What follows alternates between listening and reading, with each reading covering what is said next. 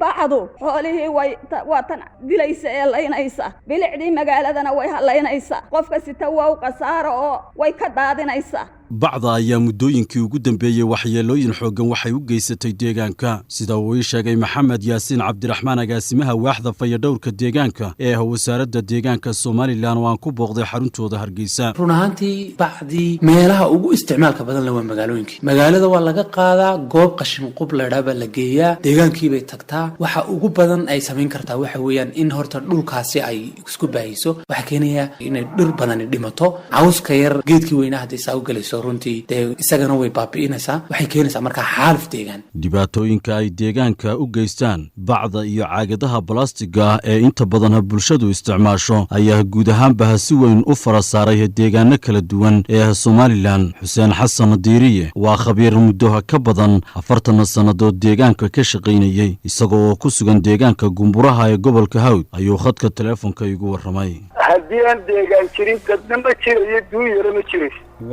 marka waxa weeye dhibaatooyinka imika ka dhacay ee imika dalka lagu xumeeyay inta badan Soomaaliland badideeda deegaamada gobolada iyo degmooyinka ku xumaaday waxa kamid ah oo ugu importansan oo ugu adag bahashan bacda la yiraaho aad iyo aad bay u kharaabisa deegaanka geed qura haday fuusho ilaa xididkiisa uu qallalaya meesha ku badatana nabaad guur baaba ka dhacay xabad siiri ka soo bixi maayo isticmaalka bacda ayaa meesha ka saaray waxyaabo adeegga lagu ridan jiray oo tayo ahaana aad ugu wanaagsanaa dhinaca deegaanka waatan marwahinda oo ka mid ah haweenka ku nool magaalada Hargeysa kolkii dal magaaloobay nidaamka magaalada la qaatayna waxa la sameeyay sallado wax la yiraahoyo oo kaalin mugla ugu jiray dadka waaweynkeeda waxa laga dhigan jiray kabadhkan imika weelka lagu gurto yaryarkeedana isaga oo waliba haddana si kala yar leen reeruhu isma adeeg leege ayay hooyo jireeno mid qofba deeti adeegiisa leeg buu qaadan jiray waxay ahaayeen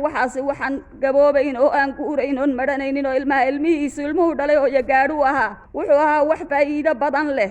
wuxuu ahaa wax gacanta lagu soo qaadayo aan waxba yeelayn sidihiisu dhumuc leeyahay buu ahaa aan gacanta goynayn buu ahaa waxaan wixii ka dhacayn inuu ka daadanaynin wuu ahaa bacdu qofka sita waa u qasaaro oo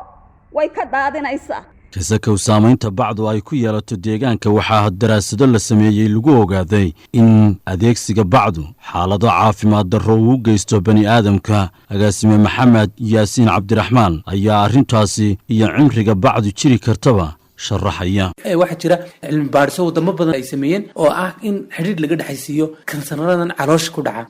iyo bacda particleska yaryar ee qurbada ee bacdi maadaama ay miika yar tahay iyo kuwa waaweyn ee inta badan cuntada u isticmaalno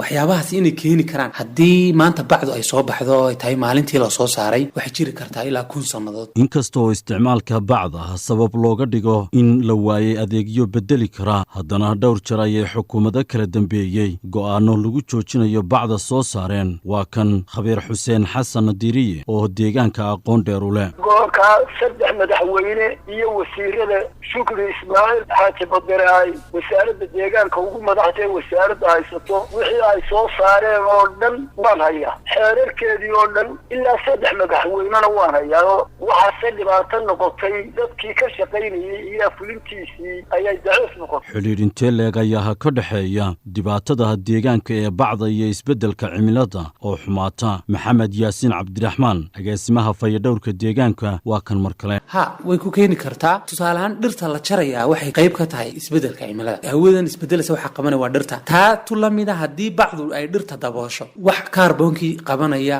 ma jiro dabeedna kul fara badan oo hawadii sare inay diirto oo diirimaadku uu inagu soo farabatay ayaa imanaysa waxay imanaysaa inaanu kaarboonkii hawadii ka bixin oo wixii ka saari lahaaba uu daboolan yahay bacdi ay dabooshay Saciid Ibrahim Dool Guray oo ka mid ah hal-abuurada Soomaaliland ayaa bulshada u soo jeediyay geerarkan bacdu waa dilaaga daraale nafteen iyo deegaanka iyo dhirteen iyo duunyada jarayse dalku si uu nabad galo waa inuu dadkeen iyo dawladeena oo midi ka digtay waxyeelada bacda aynu deynaa soo dejinta bacda ayaa ka mamnuuca Soomaaliland madaarada iyo dekadaha inkasta oo haddana ay soo gasho dalka muxuu yahay haddaba xalka iyo go'aanka ugu dambeeya ee xukuumadda xilligan agaasime maxamed yaasiin cabdiraxmaan cabdiraxmaan ayaa arrintaasi sharaxaya. imika waxaan go'aan ku wada gaadhno isla qirnay annaga iyo dawladaha hoose in hawshan laga wada shaqeeyo muhiim ay tahay doorkooga inay qaataan wasaaradda ganacsigu doorkeega qaato waxba ayna soo degi karin bac miiko ayu bac noocay doonta ahaad waxyaabahaas oo dhan aan loo isticmaali karin marka kolayada qaad cidda iibinaysa dawladda hoose waxay ku leedahay door ah in ay qofka digniin siiso marka koowaad mar labaadka ku ganaaxdo dunyada aad quudataan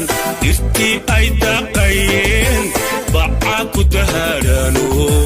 markay dabadeed cunaan caloosha